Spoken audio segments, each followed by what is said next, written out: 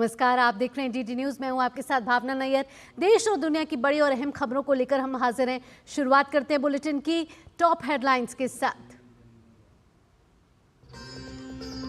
Bharat France संबंधों को मिलेगी नई उड़ान। प्रधानमंत्री नरेंद्र मोदी मार्से में करेंगे भारतीय वाणिज्य दूतावास का शुभारंभ। प्रथम विश्व युद्ध में मारे गए भारतीय सैनिकों को देंगे श्रद्धांजलि। मार्से में प्रधानमंत्री मोदी का भव्य स्वागत। भारतीय समुदाय में दिखा गजब का उत्साह। भारत माता की जय और वंदे मातरम के नारों से गुंजायमान हुआ मार्से। प्रधानमंत्री नरेंद्र मोदी ने भारत के स्वतंत्रता संग्राम में मार्से शहर का बताया विशेष महत्व। कहा, महान स्वतंत्रता सेनानी वीर सावरकर ने इसी शहर में दिया था साहस का परिचय।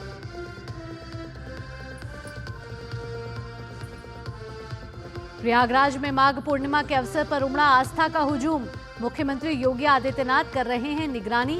सुबह से पवित्र स्नान जारी। देश भर में आज मनाई जा रही है संत रविदास जयंती। और खेल की खबरों में भारत इंग्लैंड वनडे सीरीज का तीसरा और आखिरी मैच आज अहमदाबाद में 2-0 की अजय बढ़त के साथ भारतीय टीम सीरीज पर पहले कर चुकी है अपने नाम। और बुलेटिन की शुरुआत करते हैं, खबरों का विस्तार करते हैं। खबरों की शुरुआत करते हैं प्रधानमंत्री मोदी के फ्रांस दौरे के साथ।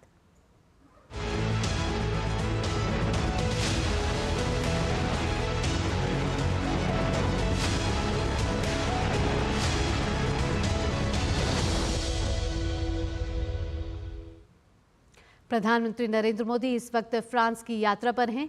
अपनी यात्रा के दौरान जब पीएम मोदी फ्रांस के शहर मार्से पहुंचे तो वहां रहने वाले भारतीय समुदाय ने उनका भव्य स्वागत किया। भारतीय समुदाय ने प्रधानमंत्री मोदी का स्वागत भारत माता की जय और वंदे मातरम के नारों के साथ किया। पीएम ने सभी से आत्मीय भाव के साथ मुलाकात की। गौरतलब है कि फ्रांस में बड़ी संख्या में भारतीय समुदाय के लोग रहते हैं और वहां के विकास के अहम भागीदार भी हैं। I was very happy to meet the Prime Minister. बहुत अच्छा लग रहा है क्योंकि मैं मार्सेई में रहती हूँ और फर्स्ट टाइम ऐसा हुआ है कि वो साउथ ऑफ फ्रांस से आए हैं, तो for us it's a big deal and we are very proud and very happy. Modi ji से मिलके बहुत अच्छा लगा और इतनी देर इंतज़ार करके लग रहा है कि वर्थ इट था, तो we are very happy actually. Actually, I was in India, but I preponed my trip along with my son. I'm really happy to meet the PM, sir. It was totally worth it. I'm very delighted and very honored to meet the Prime Minister today. I came all the way from Toulouse and we are very honored, I'll say that again, to be an Indian. We are very excited and it's a proud moment for us because this having consulate here was a long-standing demand which has now been met, and this will not only help the trade, which is because of the port city, but will also save us to go 500-600 kilometers to Paris for a small thing as to renewal, passport renewals and all that. So it is a very good thing for the community in south of France and especially Lyon and below Lyon and Toulouse and Marseille and Nice and all those things. So we are very happy and thank you Modi ji for opening this and giving us a New Year gift. It was very amazing experience for us. I'm a student over here in Marseille doing my masters. So it was very unrealistic moment for us. We didn't feel like we are far from home because we are amongst Indians and it feels very nice being here. Yeah, even for me as a student, like it was precious moment for us to meet Narendra Modi ji like from nearby. Even like we just shake hands with them and it was good. Yeah, as an Indian student over here who is in an international environment, having him here, having all these people here has only been great. I would say that it was such a great honor for us to be able to meet him up close today here, and I'm really hoping that the opening of the new consulate here will actually help us a lot in like exchanging cultures and celebrating more festivals together and meeting fellow Indians often so that we don't feel away from home. I'm very happy to see our master trio, our PM, NSA and External Affairs Minister. I'm really happy for seeing them in person. PM Modi जब मार्से पहुंचे तो उनका स्वागत guard of honour के साथ किया गया। इस दौरान फ्रांस के राष्ट्रपति इमैनुअल मैक्रों भी मौजूद रहे। तय कार्यक्रम के मुताबिक पीएम मोदी मजारगस वॉर सिमेट्री में प्रथम विश्व युद्ध में मारे गए भारतीय सैनिकों को श्रद्धांजलि देंगे। वे राजनयिक संबंधों को मजबूत करने के लिए नए भारतीय वाणिज्य दूतावास का उद्घाटन भी करेंगे। पीएम मोदी ने अपने एक संदेश में कहा कि भारत की स्वतंत्रता की खोज में इस शहर का विशेष महत्व है। यहीं पर महान वीर सावरकर ने साहस का परिचय देते हुए खुद को ब्रिटिशों की हिरासत से मुक्त करने की कोशिश की थी। उन्होंने मार्से के लोगों और उस समय के फ्रांसीसी कार्यकर्ताओं को भी धन्यवाद दिया, जिन्होंने मांग की थी कि वीर सावरकर को ब्रिटिश हिरासत में ना सौंपा जाए। वीर सावरकर की बहादुरी पीढ़ियों को प्रेरित करती रहेगी।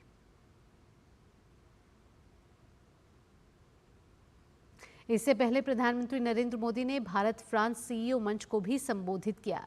उन्होंने कहा कि भारत और फ्रांस केवल लोकतांत्रिक मूल्यों से ही नहीं जुड़े हैं, बल्कि दोनों की दोस्ती की नींव विश्वास, नवाचार और जन कल्याण की भावना पर भी आधारित है।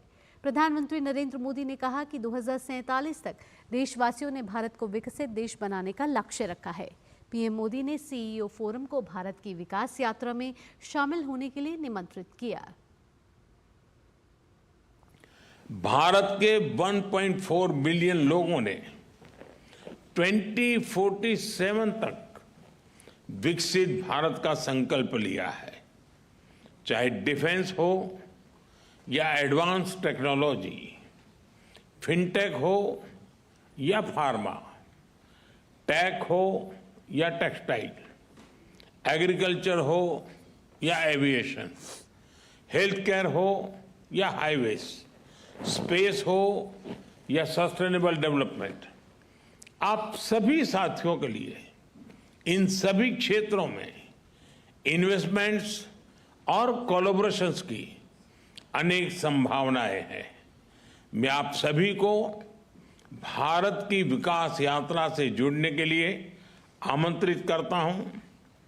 जब फ्रांस की फिनेस और भारत का स्केल मिलेगा, जब भारत का पेस और फ्रांस का प्रिसिजन मिलेगा, जब फ्रांस की टेक्नोलॉजी और भारत का टैलेंट मिलेगा, तो सिर्फ बिजनेस लैंडस्केप ही नहीं, ग्लोबल ट्रांसफॉर्मेशन होगा। प्रधानमंत्री ने कहा कि दुनिया की सबसे तेजी से बढ़ती प्रमुख अर्थव्यवस्था जल्द ही दुनिया की तीसरी सबसे बड़ी अर्थव्यवस्था बनने जा रही है।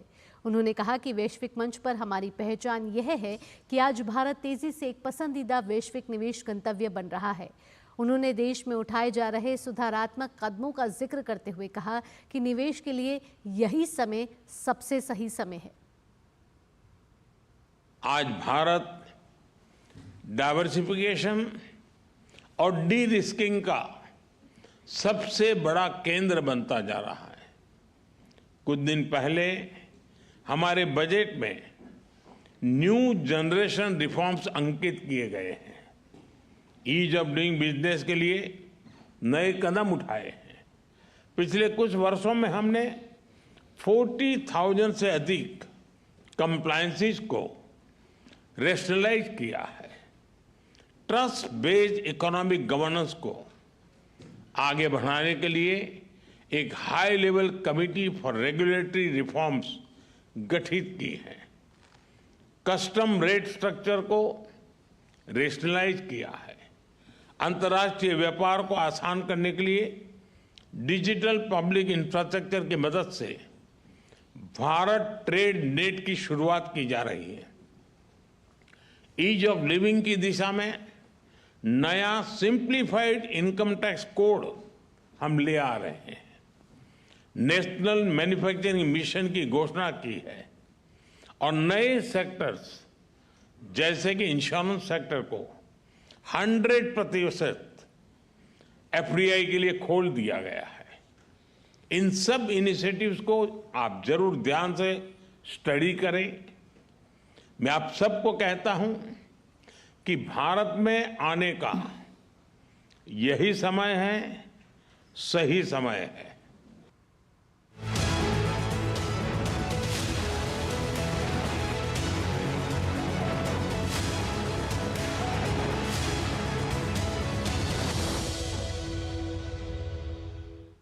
और आइए आप खबरें दिव्य भव्य महाकुंभ से जुड़ी हुई।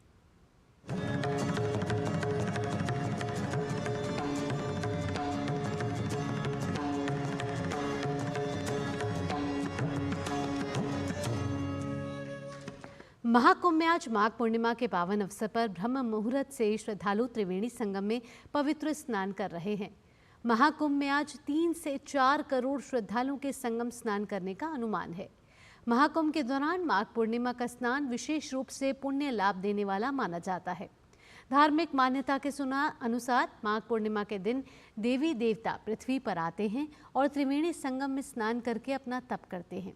इस दिन स्नान करने से व्यक्ति के समस्त पाप नष्ट हो जाते हैं और उसे मोक्ष की प्राप्ति होती है।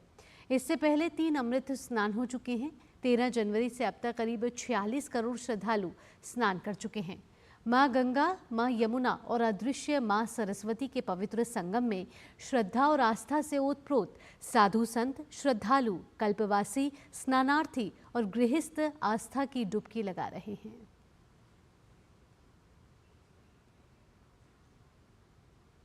वहीं मुख्यमंत्री योगी आदित्यनाथ सुबह 4 बजे से मुख्यमंत्री आवास पर बने वॉर रूम से महाकुंभ की मॉनिटरिंग कर रहे हैं।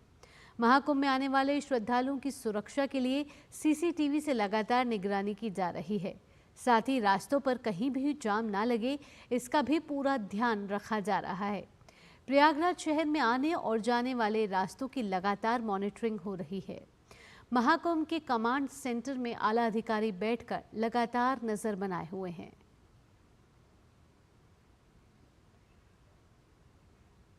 मुख्यमंत्री योगी आदित्यनाथ ने इस अवसर पर पवित्र स्नान करने आए सभी श्रद्धालुओं को शुभकामनाएं दी हैं। सोशल मीडिया प्लेटफॉर्म एक्स पर उन्होंने लिखा, पावन स्नान पर्व माघ पूर्णिमा की सभी श्रद्धालुओं एवं प्रदेशवासियों को हार्दिक बधाई। महाकुंभ 2025 प्रयागराज में आज पवित्र त्रिवेणी में पुण्य स्नान हेतु पधारे सभी पूज्य साधु संतों, धर्माचार्यों, कल्पवासियों और श्रद्धालुओं का हार्दिक अभिनंदन। भगवान श्री हरि की कृपा से सभी के जीवन में सुख, समृद्धि और सौभाग्य का वास हो। माँ गंगा, माँ यमुना और माँ सरस्वती सभी के मनोरथ पूर्ण करे, यही कामना है।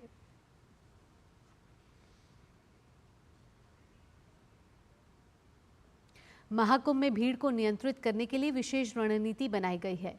प्रयागराज की सीमा पर बने पार्किंग स्थलों को प्रभावी रूप से संचालित किया जा रहा है।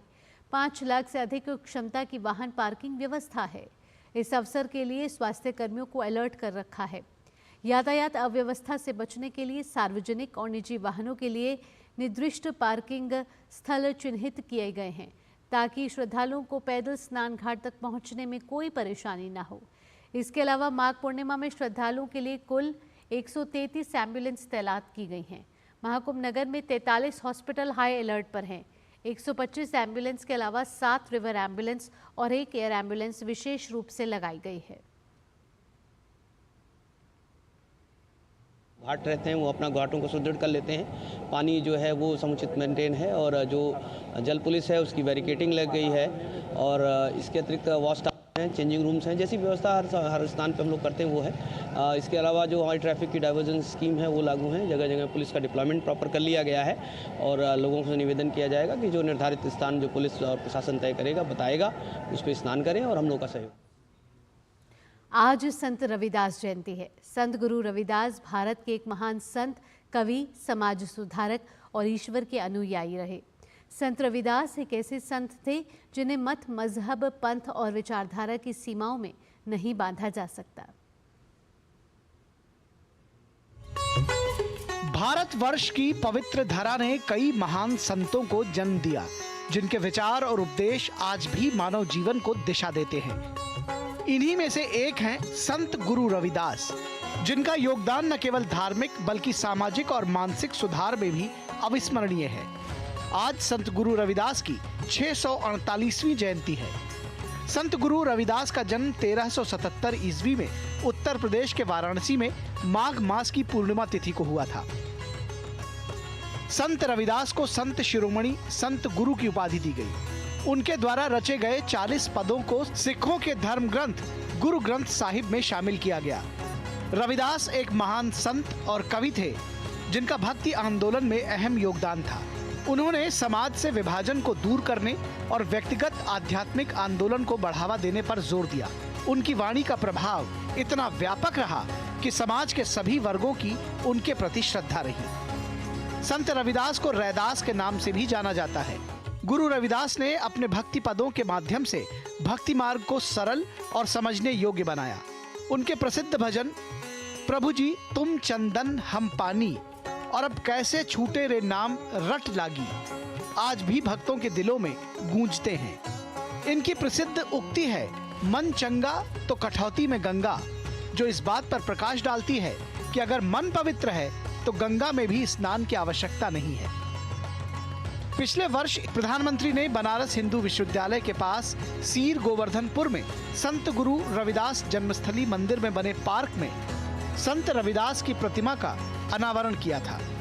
साथ ही 101 करोड़ रुपए की लागत के आध्यात्मिक पर्यटन विकास कार्य का भी लोकार्पण और शिलान्यास किया था।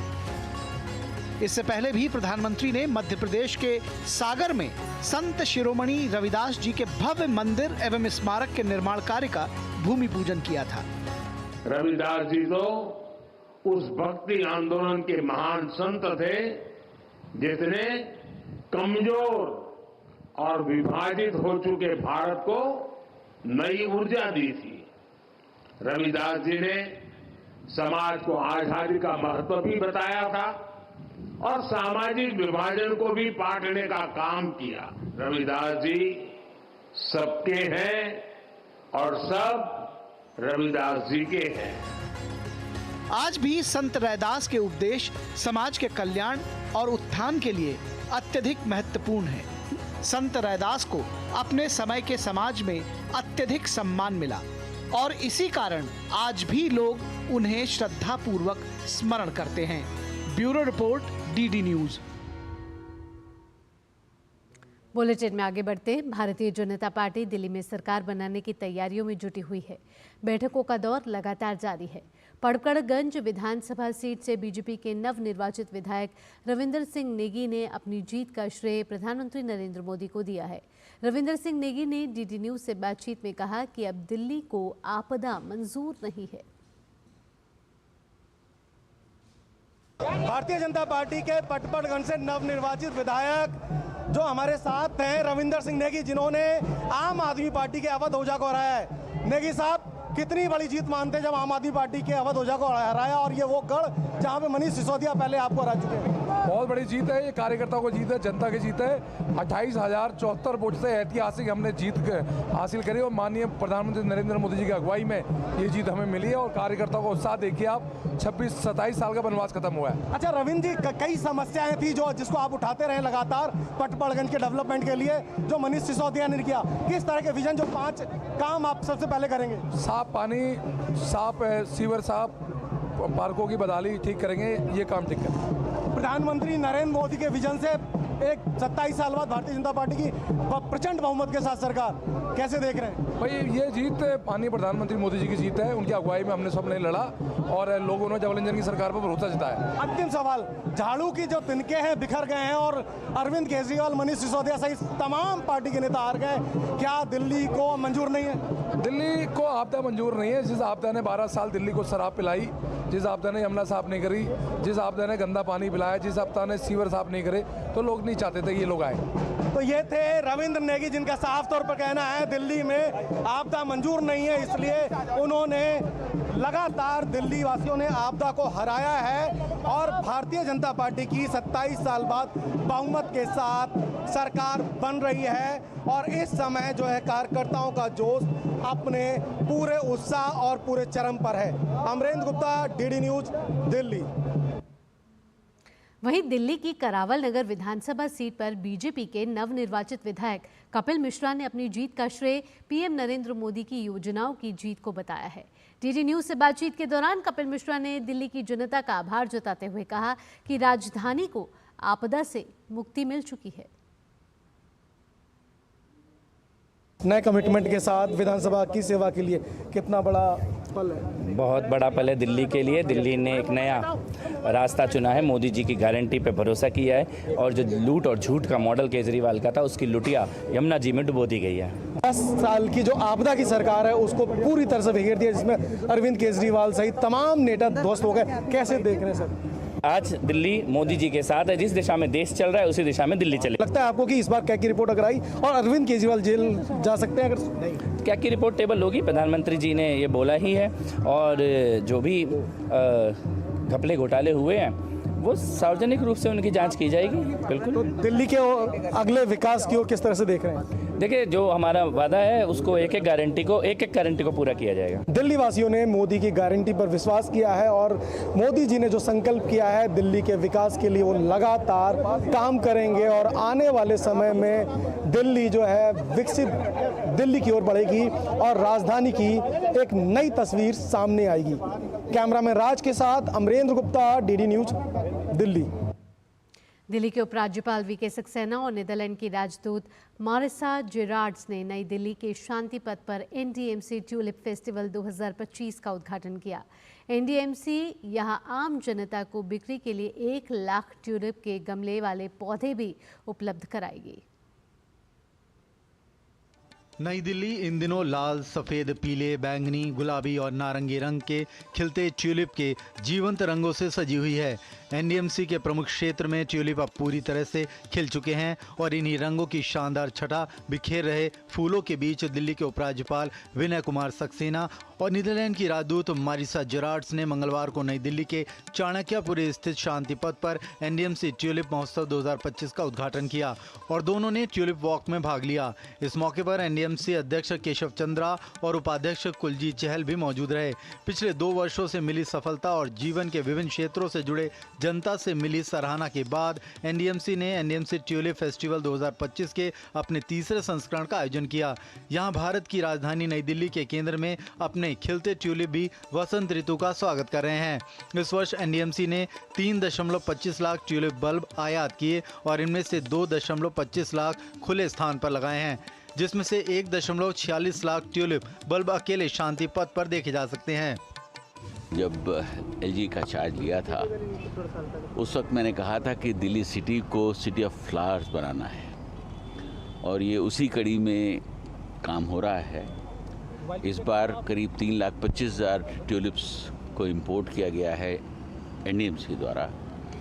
डीडीए ने भी अपने करीब 20 पार्क्स में ट्यूलिप को लगाया है और इस साल जो बेस्ट पार्ट इज 15,000 ट्यूलिप जो है हमारे इंडिजिनस ट्यूलिप्स भी यहाँ पर लगे हुए हैं, जिनको पालनपुर CSIR ने डेवलप किया है। एम है कि हम 4 साल में ट्यूलिप्स के इंपोर्ट को ख़त्म करके इंडिजिनस ट्यूलिप्स को लगाने का काम करें। एनडीएमसी ने परीक्षण के रूप में वर्ष 2017-18 में अपने यहाँ ट्यूलिप बल्ब लगाना शुरू किया था। ट्यूलिप के 17,000 बल्बों से शुरू हुई ये पहल तब से नई दिल्ली के पुष्प सौंदर्यीकरण की एक वार्षिक परंपरा बन गई है। यह पहल एक बड़ी सफलता साबित हुई है, जिससे एनडीएमसी सार्वजनिक स्थान पर इन कीमती फूलों को लगाने वाला भारत का पहला नागरिक निकाय बन गया है। पहली बार एनडीएमसी ने 1 लाख ट्यूलिप बल्बों के गमले बनाए हैं और उन्हें शांति पथ, lawn, Lodhi garden, Nehru park, Talkatora garden, central park और एनडीएमसी नर्सरी में रखा गया है, जिन्हें आम जनता भी खरीद सकती है। ट्यूलिप न केवल लुटियंस दिल्ली की सुंदरता बढ़ा रहे हैं, बल्कि यहाँ रह रहे लोगों और यहाँ आने वाले लोगों के लिए सकारात्मक और सुखद अनुभव प्रदान करते हैं। कैमरामैन मुकेश कुमार के साथ गिरीश निशाना, डीडी न्यूज, दिल्ली। 12 फरवरी यानी आज के दिन को डार्विन दिवस मनाया जाता है। इस मौके पर चार्ल्स डार्विन के काम और विज्ञान का जश्न मनाया जाता है। देखिए उन पर आधारित हमारी ये खास रिपोर्ट। 12 फरवरी यानी आज के दिन का विज्ञान की दुनिया में विशेष महत्व है। आज ही के दिन 216 साल पहले साल 1809 में जीवन के विकास का सिद्धांत प्रतिपादित करने वाले महान वैज्ञानिक चार्ल्स डार्विन का जन्म हुआ था। डार्विन के जैव विकास सिद्धांत यानी थ्योरी ऑफ एवोल्यूशन की बदौलत विज्ञान ने एक बहुत बड़ी छलांग लगाई। इंसानों का विकास कैसे हुआ, इसके पीछे चार्ल्स डार्विन का विकासवाद का ही सिद्धांत है। इसमें कहा गया कि इंसानों ने अपनी जरूरत के मुताबिक खुद में बदलाव किया और ये वंशानुगत क्रम चलता रहा। इस क्रम में कई जानवर पनपे, इनमें स्तनपायी और प्राइमेट्स भी थे। जब आप किसी से पूछेंगे तो यही जवाब मिलेगा कि चार्ल्स डार्विन के विकासवाद के सिद्धांत में ये बात कही गई कि इंसानों का विकास बंदरों से ही हुआ। हालांकि ये डार्विन ने ऐसा कहीं नहीं लिखा है। दरअसल डार्विन ने विकासवाद को समझाते हुए ये दिखाने की कोशिश की थी कि इंसान पहले बंदरों जैसा दिखा था। समय के साथ इंसानों ने खुद को जरूरतों के मुताबिक ढालना शुरू किया और आधुनिक मानव अस्तित्व में आए। डार्विन ने 1859 में on the origin of species नामक पुस्तक प्रकाशित की, जिसमें प्राकृतिक चयन के मामले का वर्णन किया गया था। डार्विन का जैव विकास का सिद्धांत आधुनिक जीव विज्ञान का मूल आधार बना। वहीं चार्ल्स डार्विन ने नेचुरल सिलेक्शन यानी प्राकृतिक चयन का सिद्धांत भी दिया, जो बताता है कि कौन सी शक्तियां विकास की दिशा का चुनाव करती हैं। अपने वजूद को बनाए रखने की प्रतिस्पर्धा में जो प्रजातियां जिंदा रह जाती हैं, वे ही अगली पीढ़ी का प्रजनन करती हैं। उन्होंने अपने जीवन में विकास और चयन के सिद्धांतों पर काम करना और पुस्तकें प्रकाशित करना जारी रखा। आखिरकार 1882 में हृदय रोग से उनकी मृत्यु हो गई। Bureau report, DD news. और अब खेल की खबरों का रुख कर लेते हैं। भारत और इंग्लैंड के बीच 3 वनडे मैचों की सीरीज का आखिरी मुकाबला आज अहमदाबाद के नरेंद्र मोदी क्रिकेट स्टेडियम में खेला जाएगा। सीरीज में खेले गए अब तक 2 मैचों में टीम इंडिया ने शानदार जीत हासिल कर 2-0 की अजय बढ़त बना ली है। ऐसे में तीसरे वनडे में भारतीय टीम की कोशिश होगी कि वह जीत हासिल कर इंग्लैंड को क्लीन स्वीप करे। मैच दोपहर 1:30 बजे शुरू होगा। उत्तराखंड में चल रहे राष्ट्रीय खेलों में खिलाड़ियों का शानदार प्रदर्शन जारी है। जूडो में महाराष्ट्र की श्रद्धा चोपड़े ने स्वर्ण पदक जीता है। वहीं पुरुष वर्ग में सर्विसेज के अरुण कुमार ने स्वर्ण पदक अपने नाम किया। तो आपको छोड़ जाते हैं इस खास रिपोर्ट के साथ। फिलहाल के लिए मुझे दीजिए अनुमति। नमस्कार।